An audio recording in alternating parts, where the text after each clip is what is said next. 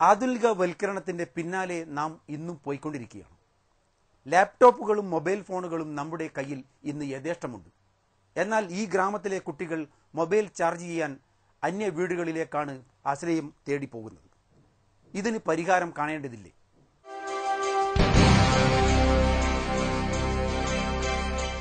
വൈദ്യുതിക്ക് അപേക്ഷ നൽകി തൊട്ടടുത്തുള്ള ഗ്രാമവാസികൾക്ക് ഇതിനോടകം വൈദ്യുതികൾ ലഭിച്ചിട്ടുണ്ട്.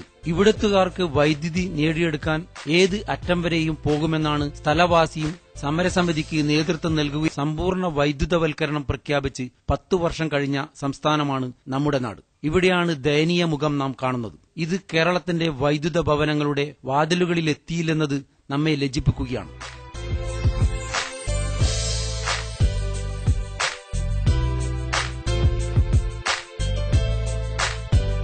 സംസ്ഥാനത്തെ ഇടുക്കി ജലപ്പരപ്പിൽ നിന്ന് പള്ളിവാസൽ ജലവൈദ്യുതി പദ്ധതി വരെ നമ്മുടെ വൈദ്യുതി ഉൽപാദനം എത്തിനിൽക്കുമ്പോൾ നോക്കിക്കുത്തികളായ വൈദ്യുതി പോസ്റ്റുകൾക്ക് മുന്നിൽ അസ്തമയ സൂര്യന്റെ യാത്രാമൊഴിയെ ശപിച്ച് വിദ്യാഭ്യാസത്തിന്റെ വെല്ലുവിളിയും വാർദ്ധക്യത്തിന്റെ അവശതയെയും ശപിച്ച് കോളനികളെക്കാളും അവഗണനയിൽ ഒരു ജനത കർഷക പോരാട്ടത്തിന് ജന്മിത്വത്തിനെതിരെ നെഞ്ചകം കാട്ടിയ മുനയംകുന്ന് പോരാളികളുടെ ആവേശ തിരമാലകൾക്കിടയിൽ അവരുടെ ചുടു നിശ്വാസങ്ങൾക്കൊപ്പം ഇവിടെ ജീവിക്കുമ്പോൾ ഇവരുടെ വരും തലമുറ ഏറെ പ്രതീക്ഷയോടെ കൊതിക്കുകയാണ്.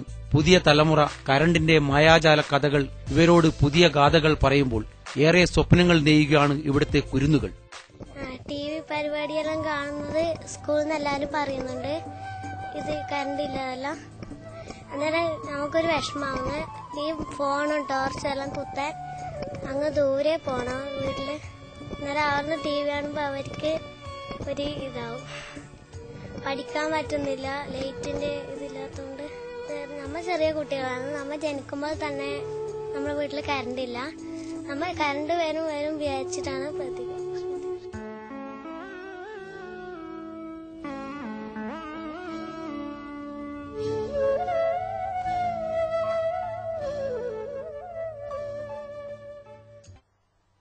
പെരിങ്ങോം വയക്കര ഗ്രാമപഞ്ചായത്തിലെ 40 കുടുംബങ്ങളുടെ മോഹങ്ങൾ പൂവണിയാൻ ഇനി എത്ര നാൾ കാത്തിരിക്കേണ്ടി വരും?